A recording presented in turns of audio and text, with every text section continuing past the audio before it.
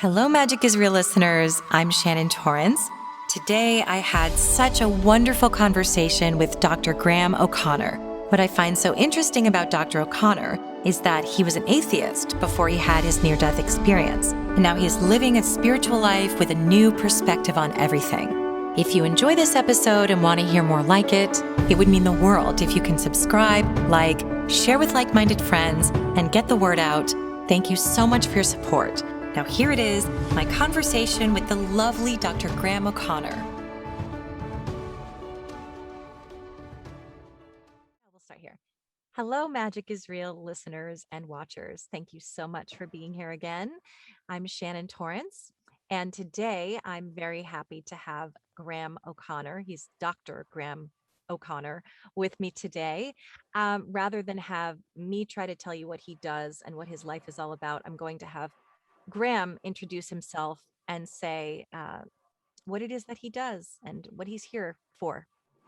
Thank you so much, Shannon, for in the invitation to come and chat today. So it's interesting when I think about what I do. I think there's two components to it. There's my job side, but I also feel that I'm getting now just this light energy being inside a human being, having this great experience as a human. Who's been very lucky to have an insight into the other realm, which has then really dictated my life in that I would take lots of challenges, knowing that nothing really matters. And thankfully, because of that insight of what I've experienced, it's actually drawn me to a fantastic career and in a job that I absolutely love and get to spend time with very sick children on a daily basis. So my job now is a research doctor on an intensive care unit at a huge children's hospital, which I've been for over 10 years, 12 years now doing this job, which doesn't define me, but it's a major part of my life. Also love sports, so tennis and cycling, and then nature is a big part of what I do, getting into the countryside, and just that's my way that I can connect with the higher realm again by just quieting the mind. Oh, I love that introduction. Thank you so much.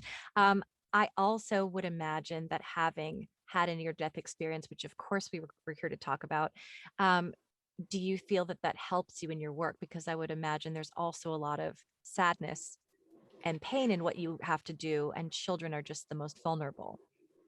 It helps massively, especially in terms of death, because I do see death on a daily basis. We're in a very specialist hospital, which it's called the Last Hope Hospital, because people will come to us as a national centre. So it does help in that respect, because I know where they're going, and for whatever reason they were here for that lesson to teach the families, or just what they chose to come here for. It helps me to cope with it.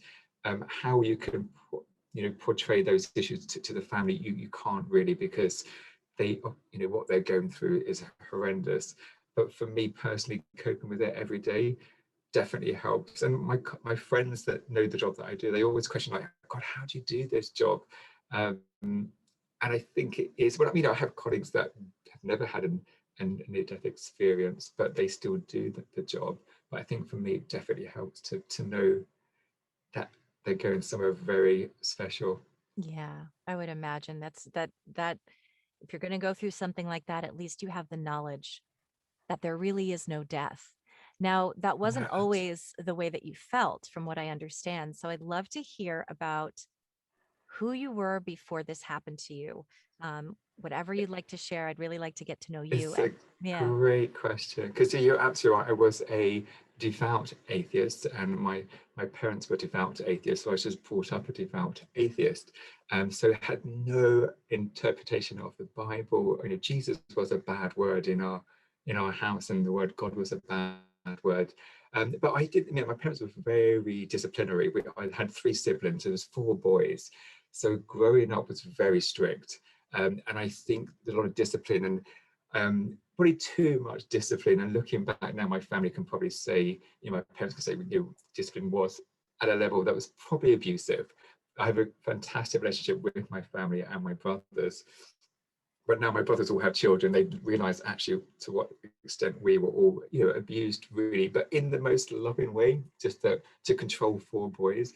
But because of that discipline, it did build an anxiety disorder for myself. And also growing up gay as well at that age, to have to deal with discipline, knowing that I was gay and adolescence, it just unfortunately transpired into this very severe sort of anxiety disorder, which sort of leads, it's funny because all these things sort of lead on to why I ended up having my NDA, because I was taking medication with the alcohol, which then caused the NDE. So there's always like a nice little link up to those situations. But my childhood was amazing. I wasn't atheist, although I did believe in a higher being in terms of the universe. But I would never use the word God. I could never use the word Jesus. And then until after the experience, and absolutely, like I can embrace that word now and embrace the word God and Jesus.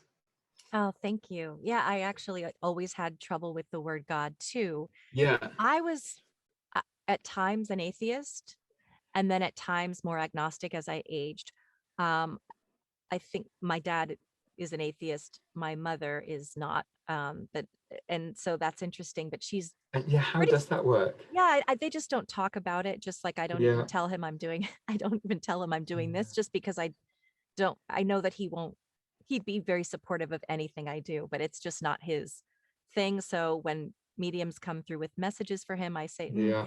I'm not going to do that. He's not that type of a man. He's a very sweet man, Oh, but yeah. so I also had that negative idea of God, like it was this hardcore Christian belief that was judgy, and I Yeah. didn't like it either. And only when I went into, I've talked about this on the show, so it's no secret, but when I went through a 12-step program for codependency and love addiction, Right. and I had to, that's part of the work, is they ask you, Amazing. what are Yeah. your attitudes about God, and what is it that are you afraid of it? Do you embrace it?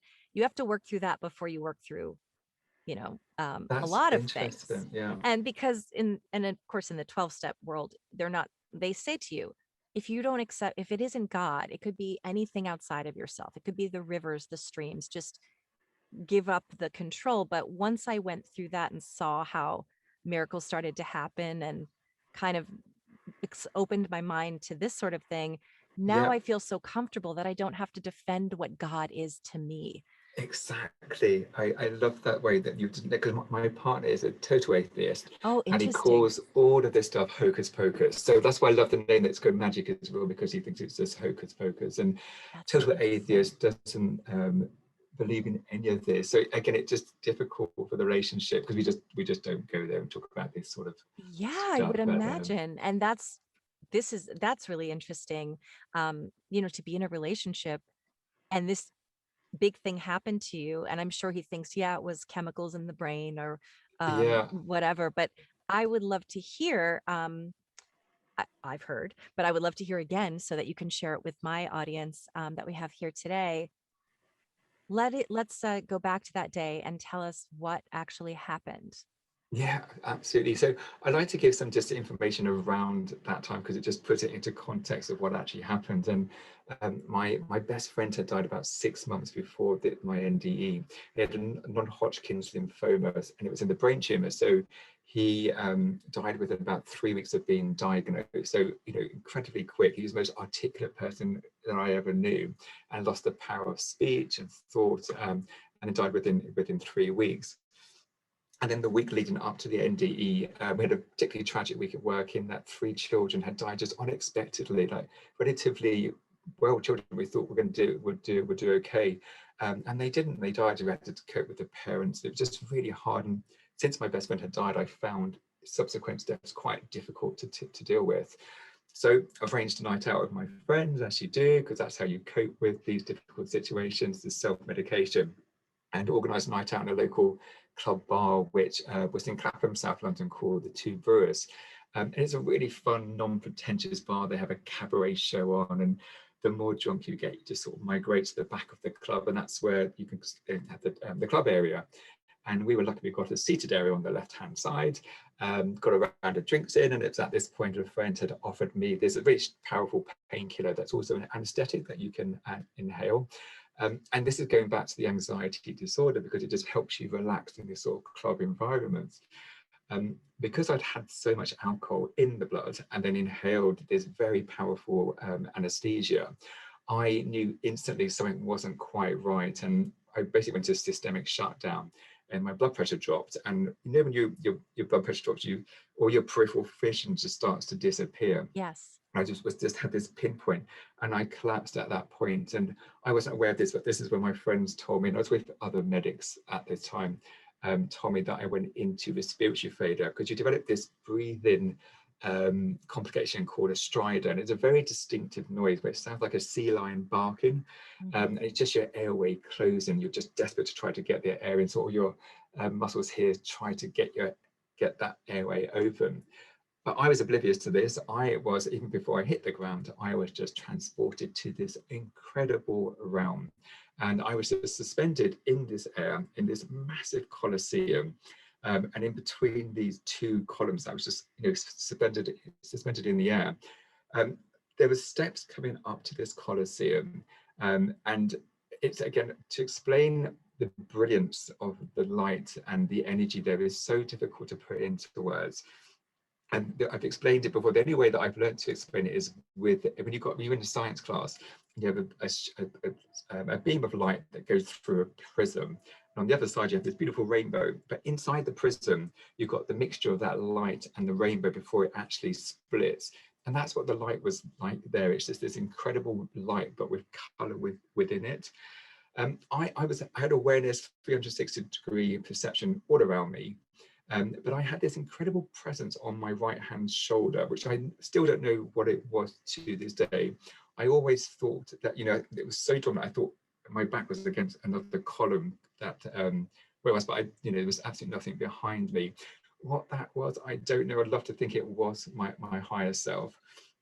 But the bit that was absolutely incredible, and you can never put it into words, in front of me were these 4 beautiful beams of energy that were vibrating, had a frequency of their own. They were just above me. So these beams, I was in this huge coliseum, but these 4 beams were just sat above me. All looked identical, but I knew instantly who they were.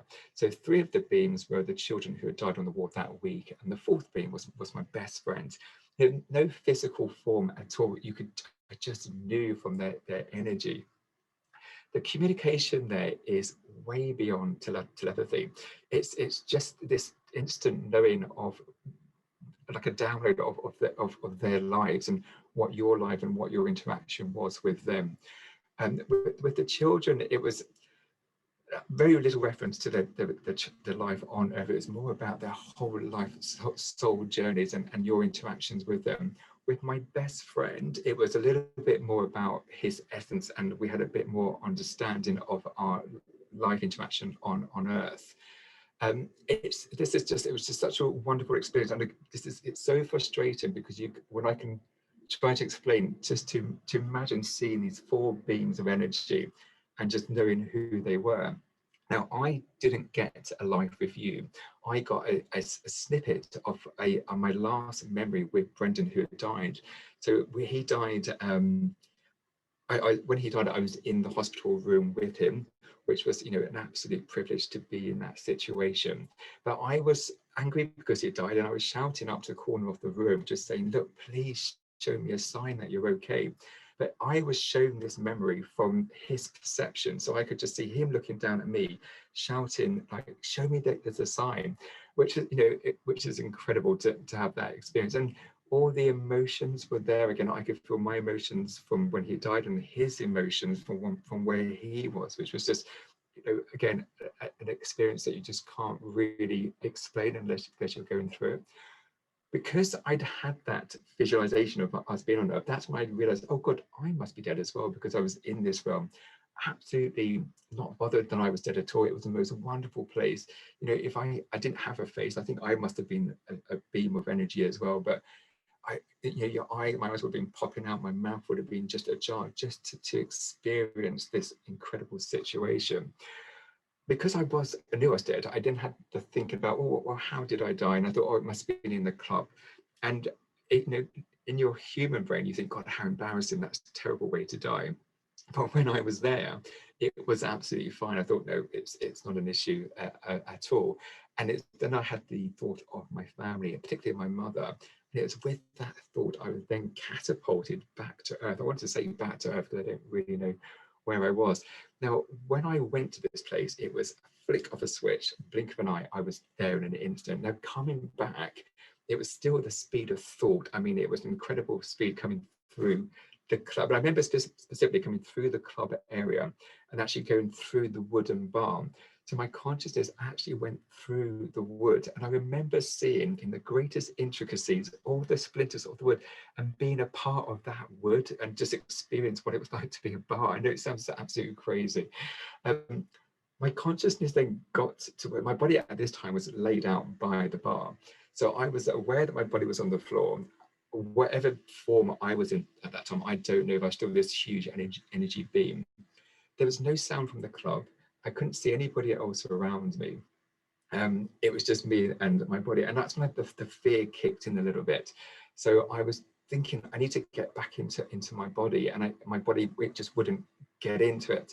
And then it would go in and then it would come back out again. And I was like undulating back and forth from my body to the bar area again. And I can remember seeing all the scum that accumulates around that bar area. In a club, it's just horrendous. I remember seeing it all in the greatest detail. But I just trying to explain how fearful I was at that time and what a contrast it was to where I'd just been. When I didn't care that I was dead, it was absolutely fine. But now being on this earthly plane, I was petrified of dying. And I just always think back, when spirits get stuck, they do get stuck in this realm. And I think if I come back to this club and my body wasn't there, if I'd been dead for so long, they would take my body away. Would I have been stuck in that realm as a spirit, as a ghost and just looking for my body? Because that's when I can only understand why spirits get stuck in this realm as well. And I just hope that I would have thought about God or the light just to make sure I could have got back to where I needed to get to. But that fear was real, and I can remember that fear as well as I can remember the absolute peace and beauty of the other realm, that they're both just as tangible to me as I think back to that time. Thank God my consciousness did go back into my body, and I sat bolt upright and just said, I was dead. And I said, I saw Brendan. And at this point, this is when the music hit me, the lights were banging on, my face was sore because my friends had been smacking me, trying to rouse me. And it was just great to be back, but everyone knew the situation I'd been through, lost my best friend, and now shaking, I've just seen Brendan. And it was just like, crazy man's come back to life. Another, it's almost like post-traumatic stress from this is the thought that I was only gone for 15, 20 minutes. In my head, I thought I was gone for a wonderful eternity. If, at least 3 weeks, just all the information that I'd felt and experienced. To know then it was actually just gone for 20 minutes was a real traumatic component of that issue, just everything I'd seen. And I was just desperate to get back to that place for months afterwards, just because it was such an incredible experience. Thankfully, I had some wonderful after effects from that experience, which I can go into now, unless you want to go into that. Yes, fine. because I like to ask that anyway, is I know so many people come back and their perceptions are altered and the way that they see is altered, or so I'd love to hear your experience, and also just interacting with other humans after this has happened. I know can be quite jarring and hard to explain. So yeah, please share whatever you'd like. It is jarring, but it's actually, you come back in a real bubble because you think, God, look where I've just been, and nothing's real here. So it takes a while for those senses just to, well, unfortunately, it does come back to that reality. I think it's to do with that bloody fail, whatever that fail is. It just cuts off that realness from the other side. But thankfully, within a week of coming back, I was out with friends in a bar that I used to work in, where I met my best friend Brendan, and we were just sat around talking, and my phone rang, and it was Brendan's name that came up on my phone, and he hadn't used his phone for 6 months before this. And I thought, that's strange, maybe his partner's given his phone to somebody to use, or he's going through his phone, he's having a bad time. Answered the phone, absolutely nothing at all, and I held the phone open for 5 minutes, I was showing my friends, look, Brendan's called, there was nothing there. Put the phone down, contacted his partner and said, look, I just got a phone call from Brendan. Have you given his phone to somebody else? Or, are you going through it? And he goes, no, it's been in the bottom drawer for 6 months. He wasn't able to use it. And for me, that was just the most wonderful verification that, again, he was showing me a sign, because I always shouted saying, show me a sign, show me a sign. And then for the Jeff Morris show as well, I don't know, there was a beautiful orb that came through. I'm hoping we might catch some orbs today as well. I've been saying to Brendan, please show yourself. It's funny because you tend to catch them after. I mean, when I was doing the video before, I saw it come straight through. Wow. And then also for my 40th birthday, beautiful orb shot through. So that was lovely from him. But then in terms of the ghost side, this is about maybe a month after the experience. I was at a friend's house it's a Tuesday night, having dinner, toting the hole at his house. And I just saw a full apparition of someone walking through his hallway. A man with a top hat, blonde hair, 6 foot, dressed up to the nines, walking through his hallway into his bathroom. So I jumped up going, Steve, there's somebody in your house. Jumped up, there's nobody in his bathroom. Steve, thinking I'm mad at this point, he was with me at the club as well, saying I've seen Brendan. So he just thinks I've actually lost it by this point. And then a couple of weeks later, again, I was in the same flat, and the whole structure of that flat had changed. I walked into the front room, the windows were smashed in, and there was just dried leaves blowing around the whole front room. And in London, they make the flats much smaller than they used to be, but this was a much larger flat, probably how it used to be in the Victorian times. So again, that was incredibly special. But that time, my whole mindset was just transported to this time, which is again quite scary, because it's like, traveling in time where I was totally out of that time. So I'm not sure what the word name for it is, but just out of time, almost like time traveling. Again, no understanding what happened. I'm assuming that the man I saw dead was related to how he maybe came to die at that time. So that was the two supernatural things that had happened to me, with the orbs, the phone ringing, and then seeing this dead person, which was amazing to see a ghost. And that was for the first 6 months, and then it really just settled down. The only long-lasting after effect is this compassion and empathy that I picked up from that experience, just because I saw this connectiveness that everybody had from that realm. I forgot to mention, so even when I was in that incredible Colosseum, beyond the 4 beautiful beams of energy in front of me, there were still other beams of energy all around, and within the Colosseum there were beams of energy. So I felt all of these connection to everyone around me, and then coming back, I had this crippling compassion that I still have now, that is to a point that I have to protect myself out of situations if there's any joking or mocking that's not done in a deceitful way or a nasty way. I can't be around people that aren't sincere. So that was and then come back as a vegetarian as well. That was another side effect. Wow. Just couldn't eat animals anymore. Just knowing that they are still beautiful light beams. So that was but again, I just don't have any interest in them. I don't love the smell of meat, but just cannot go near it anymore, which is annoying. I know, but it's great. It's so wonderful how much it changes people. Even if you were an empathetic person, which obviously you were because of the work that you do, being an empath to the nth degree, which I am, must be, I think. It's a different thing. It can be very difficult until you learn to tame it and work alongside it, and then it becomes a gift, I think. It took me probably 30 years to figure out how to get a handle on it so that my emotions weren't all over the place and crazy, probably longer than 30, to be honest with you. But it's such a gift because it allows us to feel so connected with everyone else.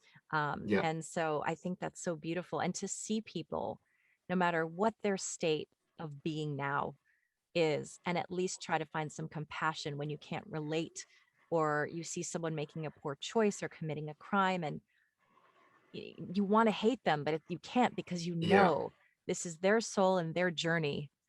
This is something they have to live out. So you can kind of see it a little bit differently. No, you touched on 2 points there that I really wanted to talk about as well. But you're absolutely right with the empathy that you're saying, because of course being a medium you can control that empathy and just channel it and know where those emotions are coming from, which is incredible.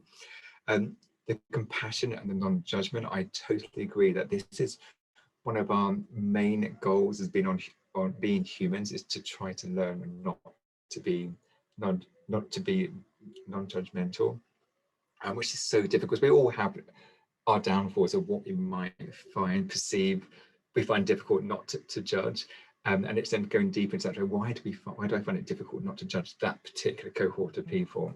And then if you can be aware that you're doing it, and then eventually you'll hopefully just evolve into not having to be judged. I'm so lucky that I'm actually saying that when people do judge people for doing other things, like even homeless people, I just feel that absolute compassion for them. When you see drug addicts, they walk past you and you can feel their absolute turmoil. Almost, you see this is again for you being a medium, your snippet of what they went through as a childhood, and this is why they are here.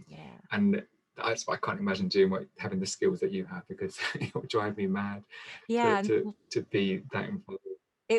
I think it would for me too, if I had been a lifelong medium and not someone that became a medium later in life, because I have to sort of still intentionally tap into it. But I always say a prayer as a homeless person walks by and bless them, or someone who's mentally ill, because obviously the compassion. And yet I'm also a very judgmental person and have been, and so have had to train myself out of it. And when I find myself judging, I say, remember they're a soul, remember to have compassion, try to think about, you don't know what their experience is like. And so, even as spiritual as I find myself now, it took me a long, long time to get there, but I already had the empathy to be to the point where when I was 2 years old and in therapy, my mom had to take me to therapy because of my anxiety.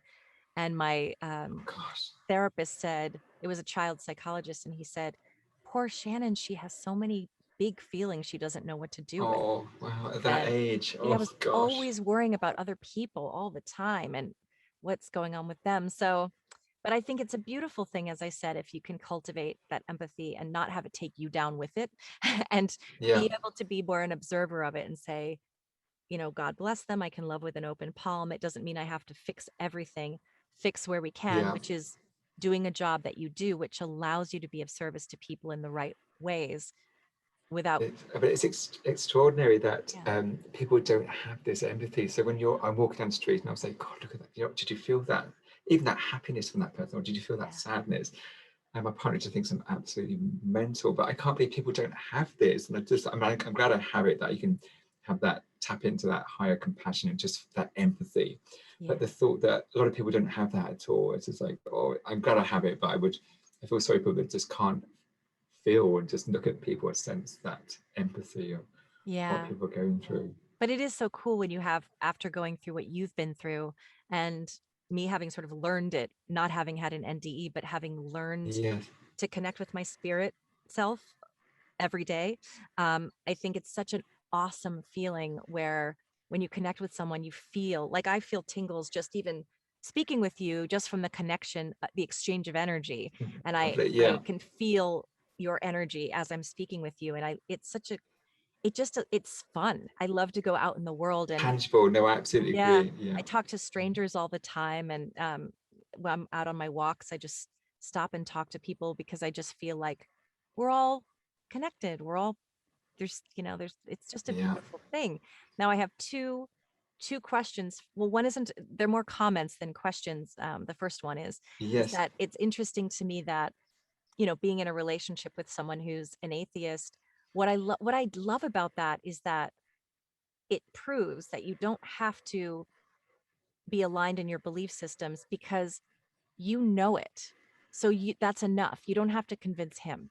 Like, he'll find out in his own time. I wonder if this is true. I may be speaking for you, but it's his path, and he'll know eventually. But I guess that is a question. How do you sort of navigate that? I think the best way to, because I've only been my partner for 3 years. I was in a longer relationship before, but what I've discovered is, because of my outlook and my understanding of when I lost a colleague at work, again to non-Hodgkin's lymphoma. She was a 38-year-old woman, had a child, And then my auntie died from COVID.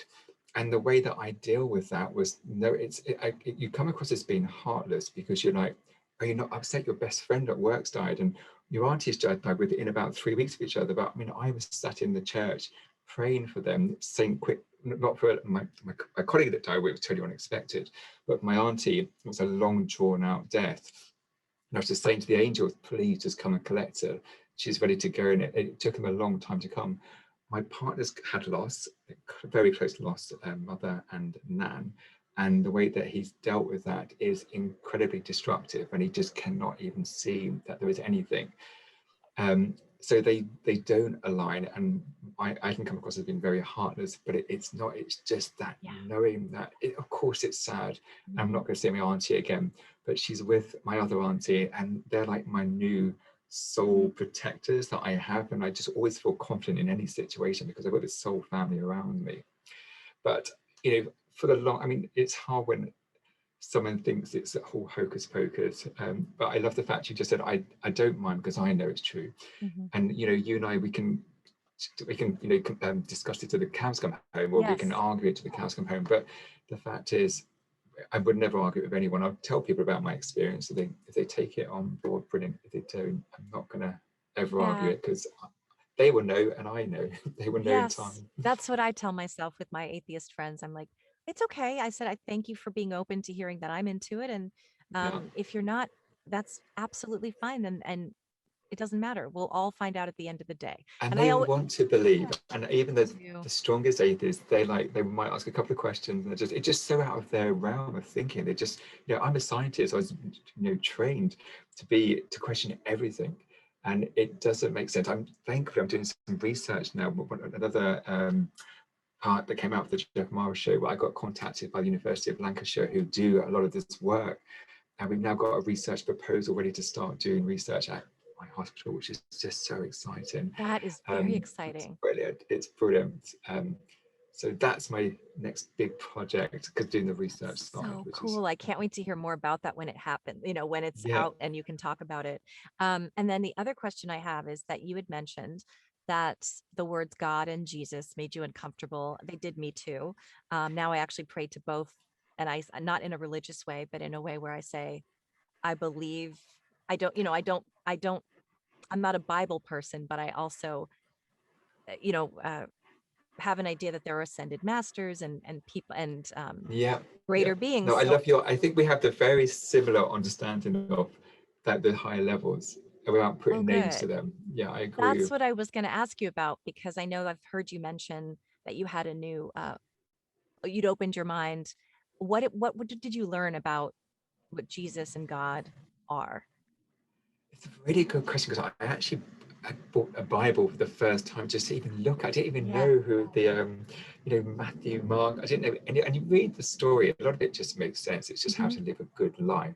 But it's God. That's what I find fascinating, because the light. So I think when people talk about God, they still think about a human figure, whereas I would just see God as now the light, the energy source that is everywhere. That is God. The universe is so immense, we can never actually comprehend how big it is.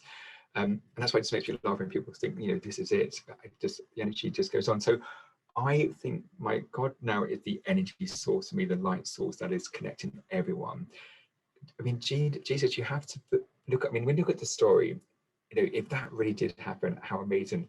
I love there's all these philosophers that came before Jesus, which we read his, Plato, we read his work now, and he was around before Jesus. So you think, the Bible was 2,000 years ago, but people are still worshiping that. So my relationship is still very much at its infancy, that I still haven't learned a lot of the lingo. I had a mother this week who was at the bedside, but that's actually the grandmother at the bedside of a child who's quite ill, reading the Bible. And I just went to her, which passage are you on? And she was so delighted that I took interest in what she did. And I was fascinated to know as well, because I thought, God, I said, keep praying. And the nurse is looking at her going like, we shouldn't really be encouraging any sort of religion. We should be biased, really, on bias. But it was really, she was so happy that I just took interest in the Bible. And before this, I would have been just like throwing the Bible across the thing. What a waste of time. So yeah, so I hope, yeah, if I've answered the question. It is pretty You much have. at its infancy still. And I go to church just to sit there on my own. I don't listen to sermons at all because sometimes you can hear stuff that can be contradicting to the spiritual world and the acceptance and the judgment that you often get in the church. So that's the difficulty I have still with the church. Yeah, I that's the thing I have, is that I don't believe that any man actually knows enough about it to say this is the way, this is what, Yeah, this is what uh Jesus is, and this is what Jesus wants. I believe that it's, I'm just open-minded about all of it. I yeah, think that yeah, absolutely, I believe that Jesus was somebody, whether he was an ascended master, a yeah, prophet, yeah, for me personally. And, some of my best friends are strict Christians that adhere to the Bible. And before, that would have made me really uncomfortable. And now I'm like, I'm so open-minded brilliant. about it. And I say, Yeah, share whatever you want with me. I don't take it as you're preaching to me. I do actually respect and acknowledge Jesus. It may not be the same interpretation you have, only because I don't know for sure. And yeah. I ask him, It's, show me who you are. If you want, if it is the biblical definition, show me. I'm open. I've got 2 points. I'm so lucky again that I always get these amazing signs. So whenever I acknowledge my angels or in prayer, I get this incredible shiver up my spine at any time. Me But too. only when I think about, or if I pray to my angels or to Jesus, I get a shiver. It's the weirdest thing. It's like this tangible way to say, like, yeah, we're here. And I'm Hmm. so lucky I get that as well. Going back to the non-judgment side with the Bible and Jesus and God, on the Facebook NDE group, if you anything that's brought up there about religion, it causes such a storm. And I think it's great what you said again, because I'm used to be so judgmental of religious people, and now I can actually accept it and listen to them. So I'm so happy I've moved forward in that um, spiritual growth to not judge them and actually be open to it. And sometimes they can say stuff that is crazy. Hmm. Um, and even in the NDE Jesus group, it says you can't be homosexual, you can't discuss that. I'm like, oh, but I still like listen to other people's stories within that Right. Jesus group because they can't have it in the other NDE Right. group. It's like, and it's nice But too that you cannot take it personally and say you know, yeah, that's their belief. But there might be something I can take from it, as long as it's not hateful. and if it even it is hateful, just not reacting, which I love. Yeah. Again, you can read stuff because even during these interviews, you would get there's always a backlash to Yeah. people thinking that you're crazy. Um, but I just love that I don't react. I can just see a little bit deep into where they're coming from or why they're threatened by this. But that's a skill, and I don't know. Again, it might just have come from that insight that I don't. And of course, things do trigger me, Yeah. but it's not reacting. And I'm just trying to internalize it and then give it to my little angels to take to somewhere else. And that's such a great practice too. And I feel like my life has become so much more of a flow ever since I know that, like, for instance, I just moved across the country from LA to Virginia because I love it out here and it's beautiful. But I'm starting to feel a little bit lonely because my tribe is out there. That's where Yeah, my people are. My parents are here, and that's amazing. And I just told myself, oh, I just got chills talking about it, because I was talking to angels this morning and saying, lead me to my people. And normally I'd go, what if it's never going to happen? I'm just going to have to move back. It's like, I yeah, know that they wouldn't have, God wouldn't have me here where I am right now if there weren't a reason that's yeah. going to lead me to something, even if it Absolutely. is in Yeah. 5 years moving somewhere else. I know that right now I'm on the exact right path and I have to trust it, which helps me relax so much more into the process of everything. Where you go, there's just a reason. And so I have to be patient to wait to see what the lesson is. No, and you're absolutely right. So even when you're going through the process of the thought process of moving to the East Coast, Yes. flights, accommodations, things wouldn't have happened if you wouldn't have supposed to have moved. So I think you're Right. absolutely right. You're on that right path. And again, I moved out of the country. It's just been the best, one of the best moves I've ever done. Joined a tennis club. Oh my God, it's a whole new group of friends. So it's like if you can join a club there and just have that interaction. And this again is going back to doing stuff that in taking these risks, going on a date, going on or get applying for a job that you don't think you should get, because we should just take risks in life, because nothing really matters. What's the worst that's going to happen? You get rejection. Right. So I just think everyone should just push themselves, and nothing matters. Yeah, that was going to be my question, is what, obviously there are probably a million things you could think of, but what is it that you really want people to know? Um, just from everything you've learned, that could be anything that comes to mind that you just wish people knew, want people to know. Um, and Yeah, that's part of it. Yeah. it's the connect. I had a catalyst that I can connect because of my experience. I'm lucky that I can, tune into that any time. But for the best way I can do that is to go into nature. And luckily where I live here, it is literally just fields and there's rivers. And it's like a gradual process. I can be walking along the river, and you just start to listen to the birds. Then you can hear the trees, the wind in the trees. Then you hear the wind, and it takes you to a higher and higher level of that consciousness, to shut the background chatter in the brain. It's just that walking meditation. If people could do that and just do it every day, and just realize how connected you can be by just being in nature and just hearing like the wind and then the trees, it's just beautiful Yeah. to get that connection. So I wish people could just do that more, just to Yeah. connect. I do too. I have one of my best friends is a real city boy, grew up in LA city, in the city. And he's always like, oh, hell no, I'm not going out in nature. And I'm like, come on, he's like, gross. I don't want to hear about it. And yeah, he's like, I just want to stay inside and play video games. And I'm like, I mean, I can't force him to. He's also an atheist. So we have these conversations a lot where Yeah, he's super supportive of what I'm doing, but he's also just like, all the things that you wish. It's like in my mind, I want him to do it because I want him to have the same experience. But again, it's remembering this is my path and this is his path. And yeah. that's his path and that's okay. And And I that's, feel so thankful that we're yeah, on this part. And of course, we're no better than anybody else. of But when you see course. people on their phones, they're always reading, or they can't just sit on a train and just sit out in a field and just be quiet. Because you look like a lunatic now, Yeah. in the digital world. People go to bed with their laptops on, watching videos. They're just always, they never are with themselves. Yeah. And sit quietly and just feel that energy, that incredible energy that we all have at source, that we have up to our disposal, and to ask the angels to talk. Every day we can always ask for help, because you have to ask for help. It's a weird rule. People like you have to actually ask your soul team, your angels, for help.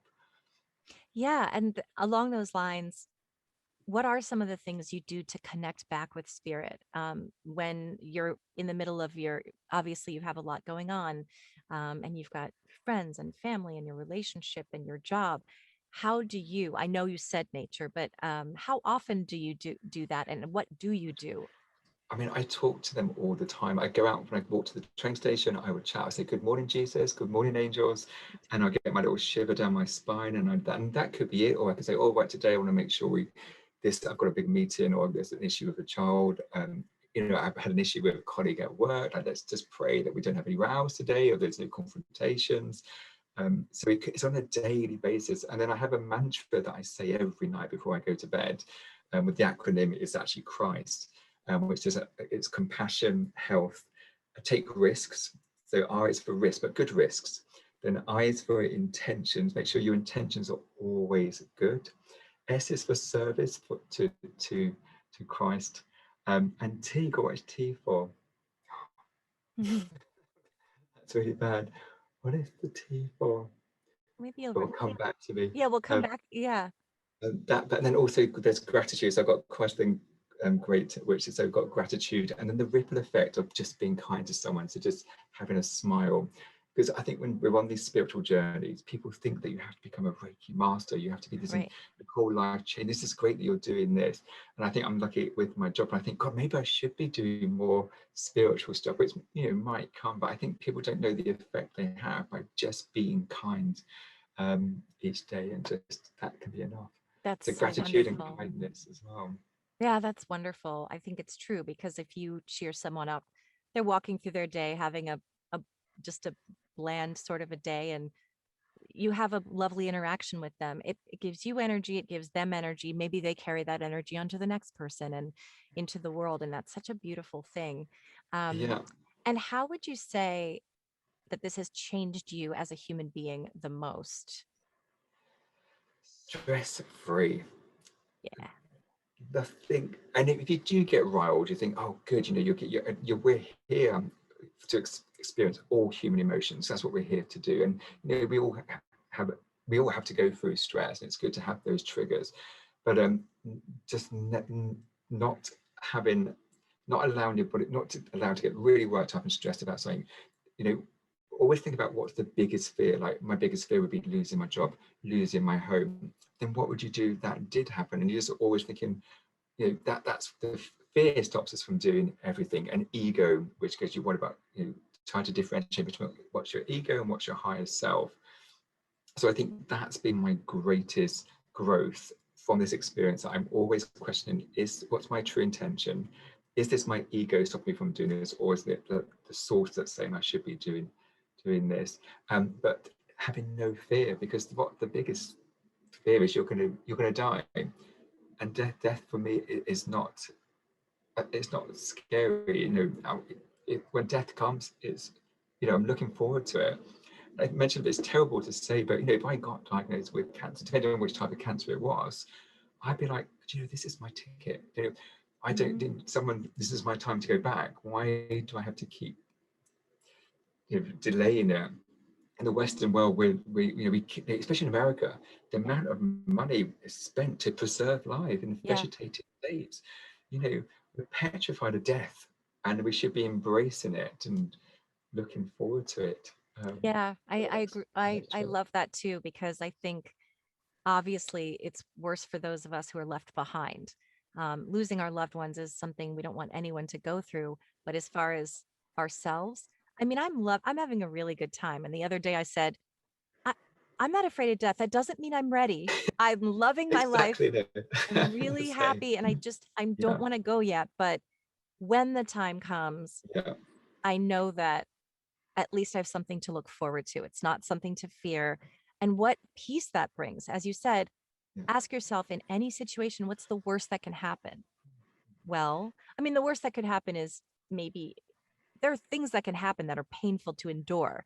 But the really worst case scenario is that you die. And if that's the worst case scenario, well, then I'm golden. There are worse things that can happen than death, I guess, is the thing. I totally agree. And I think because we are living our true selves and we are enjoying life, the good and the bad, and just taking comfort out of the good and the bad, that we're allowed to stay a little bit longer, because we just got it, and we're just like, okay, we can, we're giving back to the universe. And I think the universe thrives on love. That's the currency of the universe. So the more love we can get out, we're making that universe bigger and better in places we can never even imagine for what we're here for.